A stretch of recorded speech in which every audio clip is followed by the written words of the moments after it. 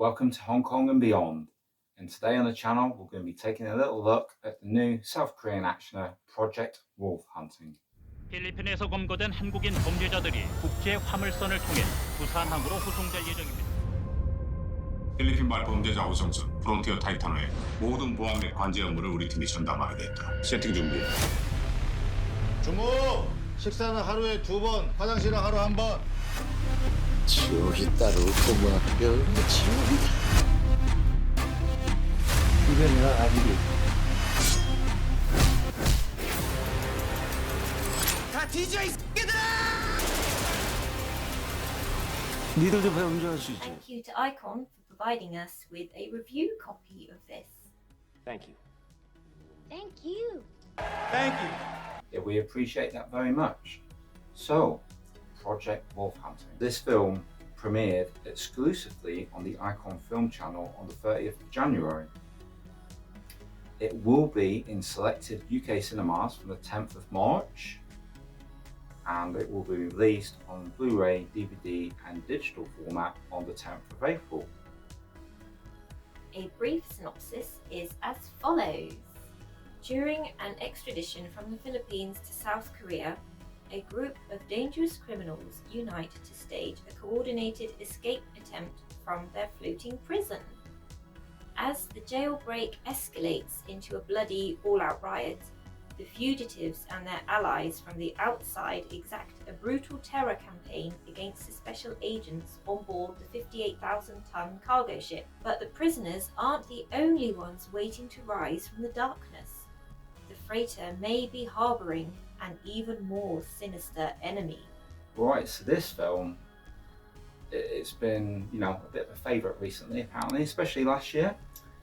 In 2022, it quickly became a firm global festival favourite. It was selected for Sitges International Film Festival, Leeds International Film Festival, and San Sebastian Horror and Fantasy Film Festival. Oh, right. So it's definitely done the rounds. Mm. So this was directed by Kim Hong-sung. This was a very, very violent, very, very thrilling movie, I thought. It was very quickly. Yeah. And boy, was there a ton of blood in this. Ugh.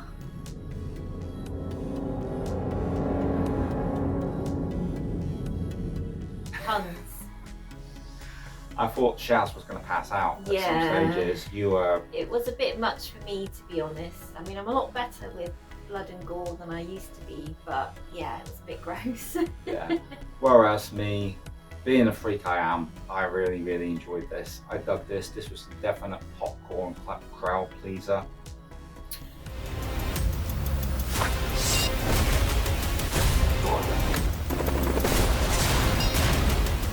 And yeah, I thought the pacing was really, really good on this, and I can see why it's made an impression. I would say probably not the most classic film ever, but then it takes its influences from a variety of different places. Mm-hmm. I saw quite a few other films within this film. What about you, Shaz? I didn't, but when you said the ones that you thought of, I thought, oh. Allow me to elaborate. So the other threat on the ship that is hinted at in the synopsis, I don't know if we should go into this, but you see the trailer, you can see what's going on. There is another threat on the ship, and it's kind of about human experimentation, isn't it? There's been some experiments that happened in the Second World War, the Japanese, trying to prolong human life, and that is the sort of creature, if you like. It's like a bit of a creature feature, isn't it? But when that goes on a rampage, it's like Terminator. This weapon will be called the Terminator. Yes. It's like literally almost completely unstoppable. And that was really, really fun because you got this ship full of these hardened convicts. Oh, and some of them were horrible. Some of weren't them were really, really horrible. Especially the guy that was all tattooed up. He was a right scumbag, wasn't he? He played his role really good. Yes. 이게 내가 아니지. 다 뒤져 이 새끼들아! And then, yeah, because you've got so many convicts in it, and they're all being transported, elements of Con Air. Nicolas Cage, John Malkovich.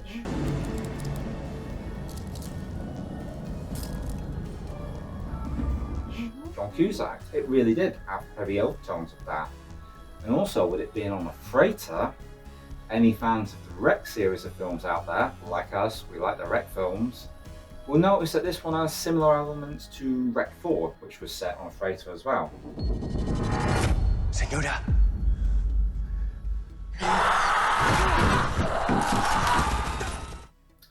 And also, because of the sort of creatureness, you know, the creature part aspect of it, it's got a slight Resident Evil vibe as well.